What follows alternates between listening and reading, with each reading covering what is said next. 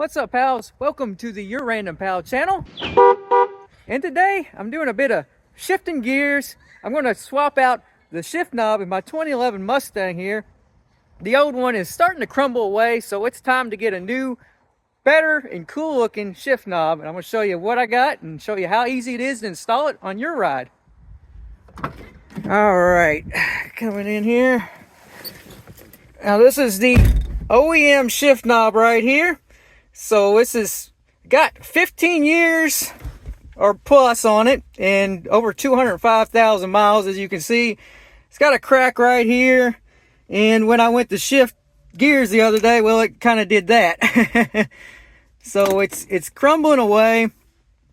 I got this new shift knob. It's by a brand called SpeedForm, but I got it through American Muscle. So this shift knob in here, I'm going to open it up and show you.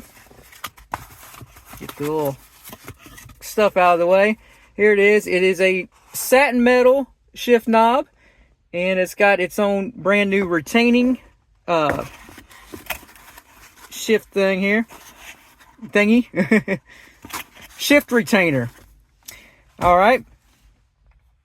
So this one here, this brand new one I bought, it cost me $44.99 plus shipping, so a little over $50.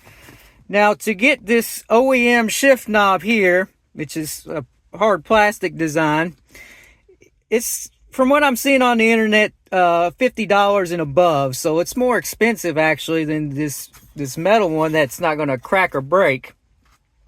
Now, you can find a lot of reproduction ones like on Amazon and stuff for maybe $10, $20, something like that. But you know, if you went with a different one, like an aftermarket one, how long is that plastic going to hold up? How good is the plastic? And, I mean, the aftermarket ones, you go on Amazon, they look very similar.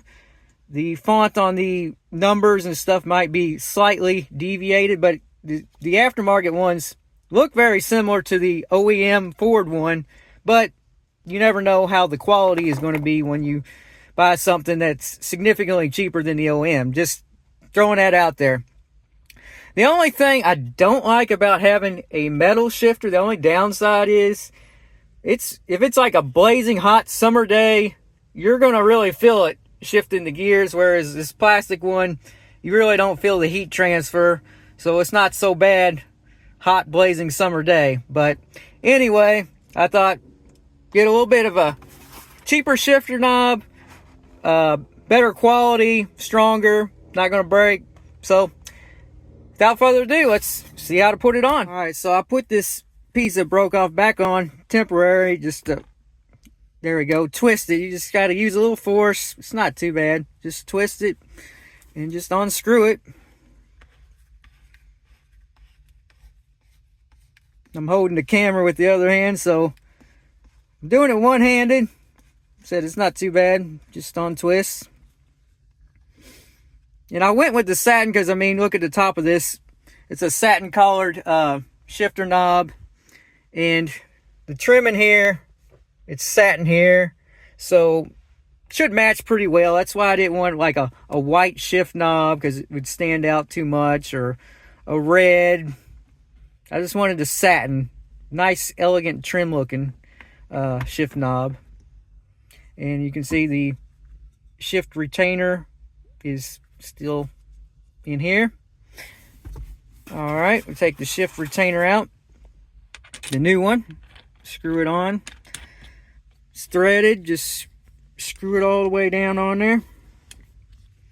You have to do some adjusting to get the knob position right. So just kind of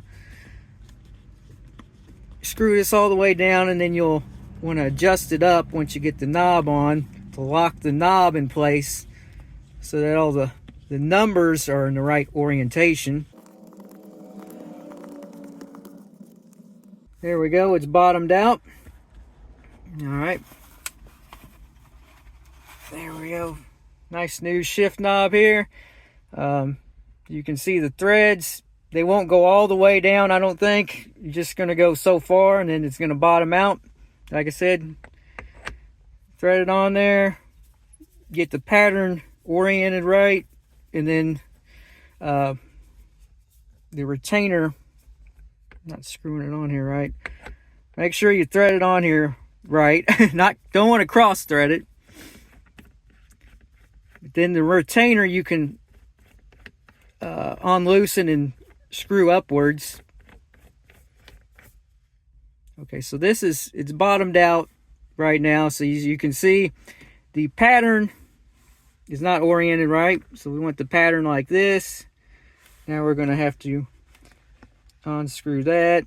It's going to be hard to do holding the phone. All right, so it's a little bit close up, but here we go.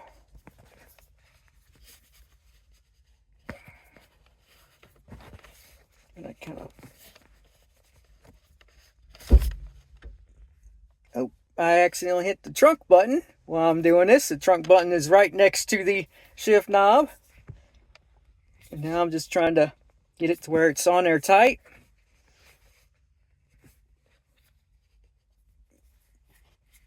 Alright, so I've got this. I've tightened this upward and this shift knob downward, keeping the pattern where I want it. There is the finished result. Goes well with the interior.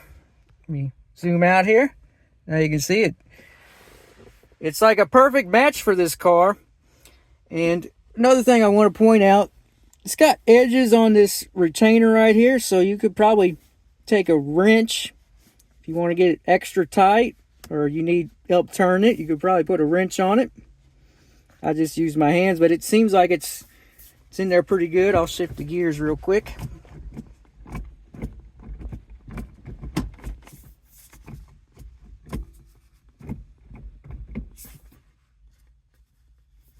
There we go. Finished product. Well, pals, if you enjoyed this video and you found it helpful, give me a big thumbs up. Hit that like button. Smash that subscribe button. And until next episode, don't worry. Be random.